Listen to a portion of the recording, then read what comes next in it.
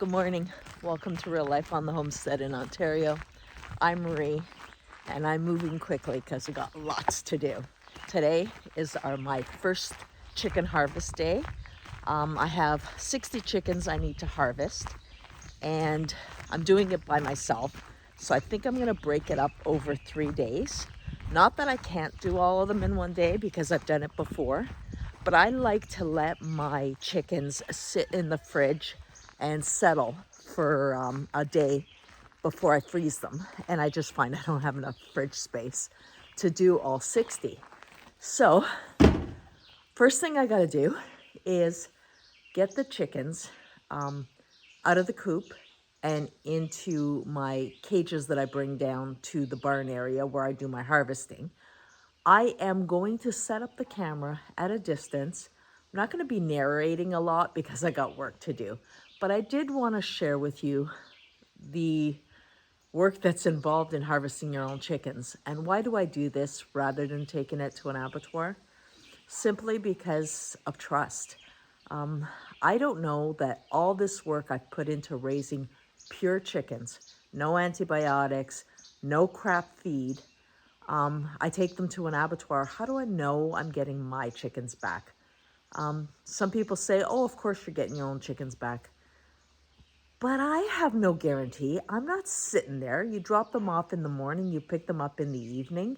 I want my own chickens. And the only way to have 100% guarantee that I'm getting my own chickens back is to do them myself. So the first thing I'm going to do, and I started yesterday, is I have some stainless steel sinks that I use here, and I've washed them out, I've scrubbed them. I'm going to disinfect them this morning. I'm also going to just turn the camera around. I've cleaned out the chicken plucker. I've got my pot to scald ready to get the burner going and warm that up. And this is my setup. I have a garbage with a compostable bag. I will be putting that buried in the back of the property and use my killing cone. I use stainless steel ones. I do 2 at a time. There's one over there. You can see it there. I do 2 at a time. I let the chickens bleed out and then I scald and pluck and then process. Now what I do with my processing is I cool them down. First I wash them and then I put them in an ice bath. So I'm going to do all this from a distance. Like I said, I will be doing my work, having the camera on, but I may not be narrating what I'm doing. Right now, I'm gonna get my ATV. I'm gonna take the cages down to the coop and I'm going to put the chickens in there because I want to bring them up here before they start eating. I don't want their crops full.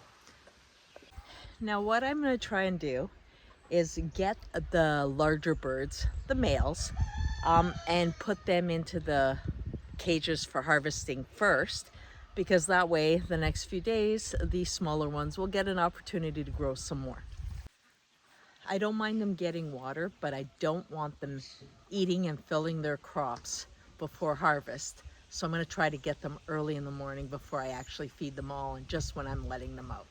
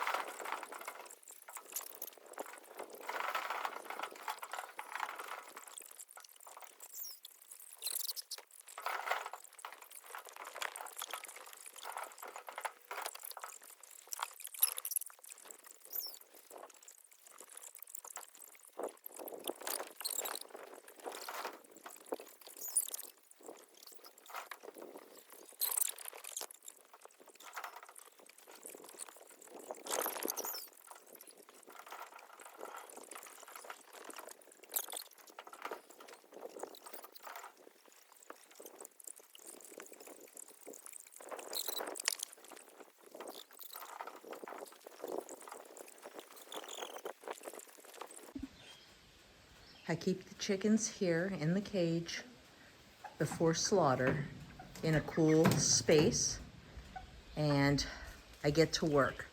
I'm now gonna go up to the coop, feed the layer chickens. I don't harvest the layer chickens until they're too old to lay. I will be doing about 5 of them at the end of the harvest cycle. I'm all set up. I'm actually disinfecting my sink right now, so let me show you that.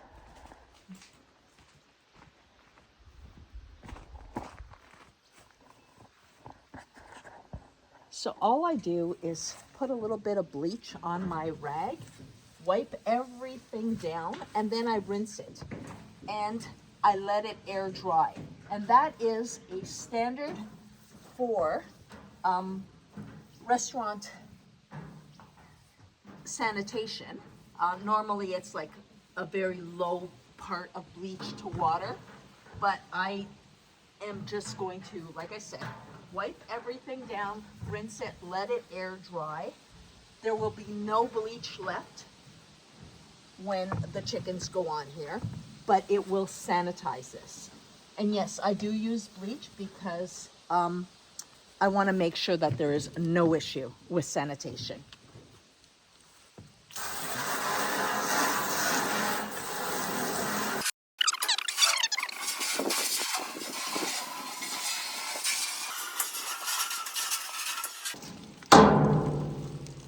Now, I am processing these for my own family, so I don't need to meet any health standards or have any inspections done.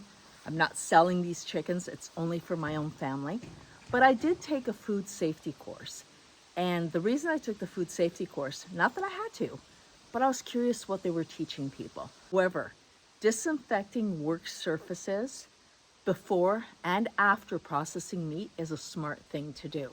And even though I'm doing this by the barn, this is totally sanitized, and I know that my meat will be processed very clean and safely.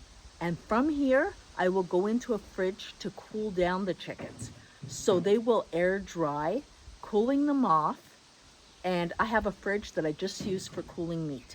That's its only purpose. So what I'm gonna do is set up the camera. I am just gonna have it at a distance so that you don't actually see the killing. You will see me doing other things. And of course I'll fast forward it because you don't need to waste your time. And at the end of my harvest, I'm gonna do this over 3 days, I believe. Every second day, I'll do 1 day, I'll harvest the chickens. The next day, after they've cooled for 24 hours, I will part them out and bag them and freeze them. So every second day, I'll do some killing. On the last day, I'm going to do some of my layer hens that are no longer laying efficiently. Their shells are very weak. They're old. They've done their time.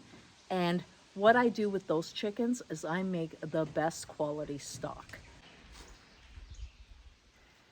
Now, I have found that getting my temperature to 150 Fahrenheit seems to be the perfect scalding temperature. And I don't rush this. I do the feet first because I will skin those feet and use them for stock. And then I do the rest of the bird. And how long it takes, I kind of test it. If I pluck off a feather from the wing and it comes off easy enough, it's ready to go. As you can see, I just do it a few rounds. Make sure that I'm only doing this once. Once it goes in the plucker, I'm not going to dunk them again. I don't want to cook the meat, that's for sure. So at this point, I think that my feathers will come off. I turn on my chicken plucker, and I have a yard bird one. And I put them in. I use my hose to water them down. I do not use that hose that's attached to the plucker that's supposed to trickle water in. I don't find it helps. So this is all it takes. Look how well this has plucked the chicken in no time at all. And I leave a few feathers on. Those I'll do by hand. Now, one thing I prefer to do is to pluck by hand to finish off rather than let the skin get all ripped off in the plucker. Now, see why I scald the feet? See how easy that comes off? These feet go into my chicken stock and my bone broth. They are full of collagen. The bones are amazing. If you're squeamish about chicken feet, you're missing out. I know some people eat them in meals. I personally, if you have like a little scab like that on the bottom of that foot, I just cut that off. It's just from their weight. See that? Perfect. And what I do is, like I said, I'd rather pluck by hand if necessary, a couple feathers here and there, rather than have the skin all torn up in the plucker. Look at that. Now I take this little gland off at the tail top before I let the chicken cool off. Just take that off. See that? That gives a yucky flavor. Remove that. Just checking. Look how beautiful this is. And a couple of feathers here. I will part these out as my family likes best. Also keep the head. But see that? That's the tip of the beak. I pull that off. The head will go in my stock as well. I'm trying not to be very graphic with it for anybody who's squeamish. And now this goes into a cold water bath to cool off a bit before I actually gut them. And I will put them in the fridge to cool off before I actually part them out and freeze them. Just taking off some of these little tiny feathers. And that one's going into the cool bath. So I'm gonna just continue on and show you the next step once these are cooled off.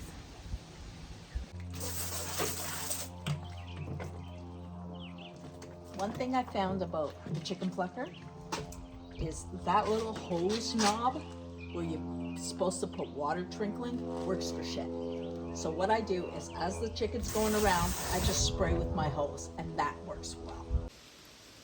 I've had many people ask me, my chicken plucker's not working. Is it burnt out? What's the problem? Power's on, switch is on, don't know what's going on in this situation. If your barrel and your bottom don't line up correctly, the power won't start. And it's these two arrows. You must connect those two arrows and then latch everything up. Now, if you just latch up like that and you don't put that carabiner on, with the vibration, this could pop off and it could be dangerous. That's why those carabiners are there. Use them. So I'm just gonna take mine off.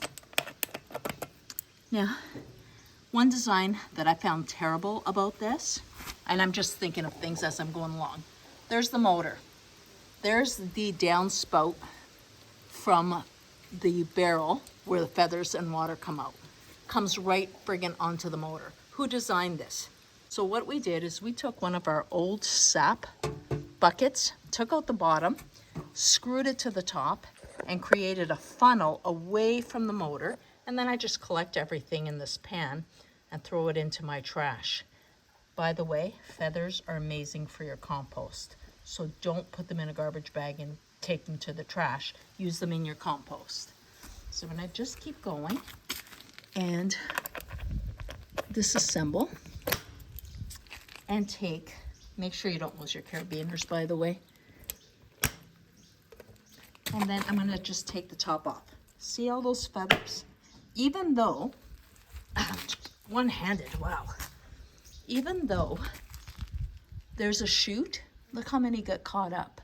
That's why I limit it to 10 chickens before I continue.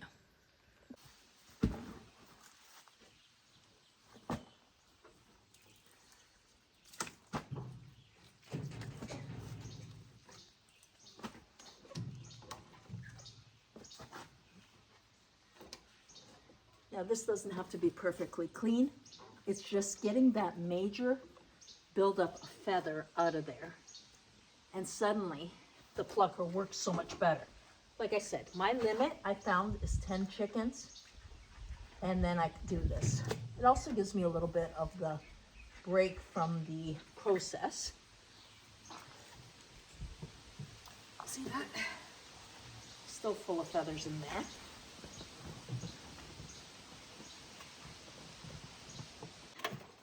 take that arrow and make sure it lines up to the previous arrow.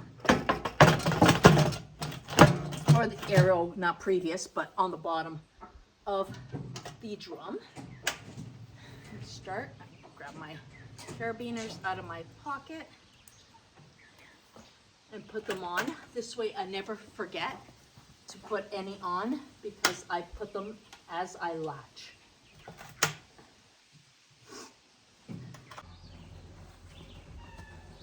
I feel I'm a lot more efficient when I don't worry about the camera running. So instead of talking to you, I'm just gonna do what I do, leave the camera running, and you can just see how quick things go when I'm not focused on. I'm not doing this for YouTube fame. I'm doing this to share what I do with you.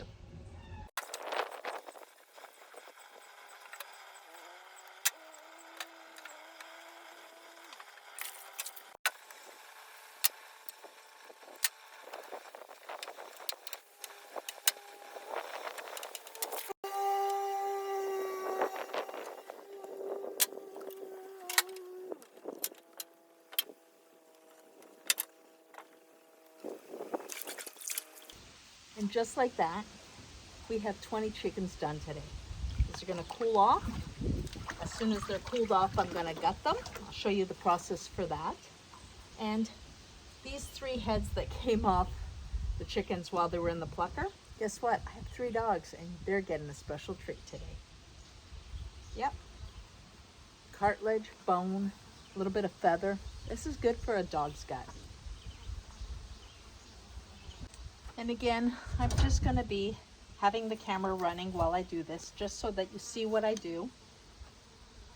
But I won't be talking too much, just so that you get the gist of it. But I will show you cleaning that gizzard a little bit better than the last view of it. I find I do work better when I'm not concentrating on the video camera.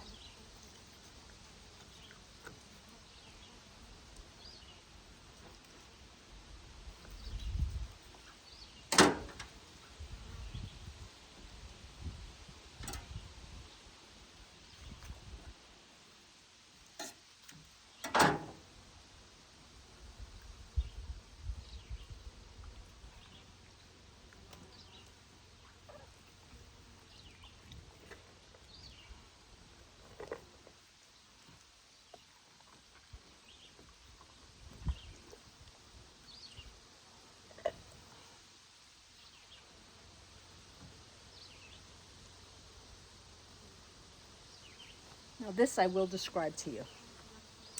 This is the liver. That's a kidney there. And this is the bile. You don't want that to get into your liver. So what I usually do is I pinch off right at the connection between the bile and the liver, and with my nail pull away. This way, this doesn't get on my liver. If this explodes, it's all blue on the liver, I just throw that out. Look at that. Oh, that is going to make such a good pate.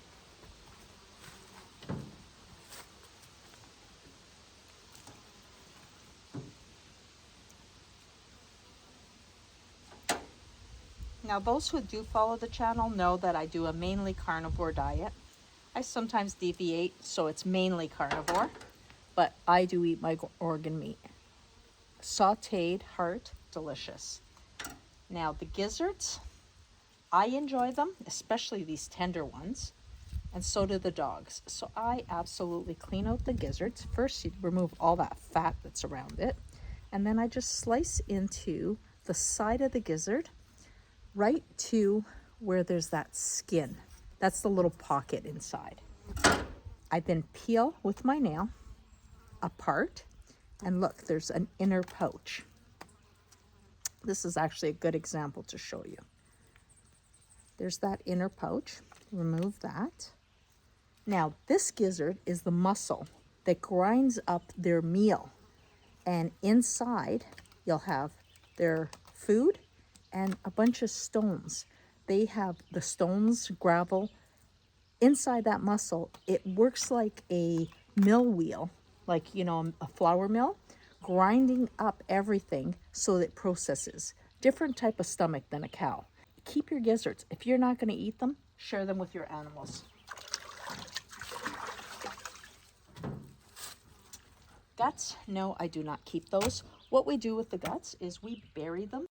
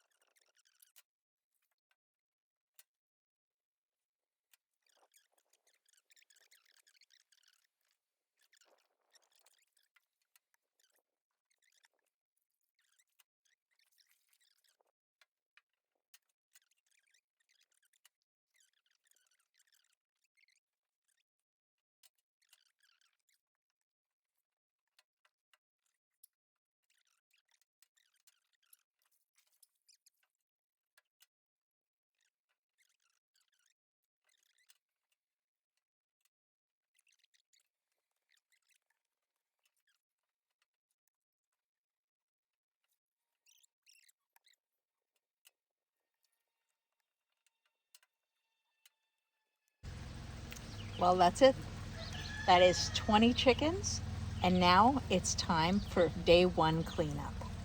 I clean up as if this were the last day. I use bleach and water to disinfect everything after I've washed it with soap and water. Rinse several times, let it air dry, and guess what? Before I start this the next time, I'm gonna rinse it again. So even though I'm gonna be doing this again in 2 days and then 2 days after that, one thing I always do is I clean up as if this is the last day. I don't want to attract any animals here.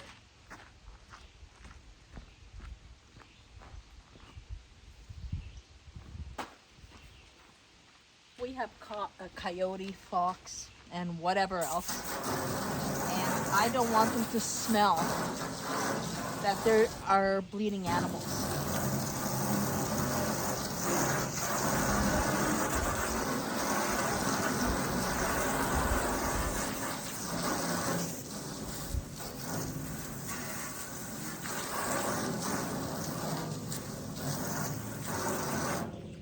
That's the tractor. That's the trailer to bring down tomorrow. Our chickens are going into the fridge, and this will be to air chill for 24 to 36 hours. I've got even the heads and the feet for stock in here chilling. I find that letting them chill and rest gives you much more tender meat. Now, this was part one of my harvest. I'm still going to part these out. So if you don't want to miss that video, make sure that you hit that notification bell and you're subscribed to our channel.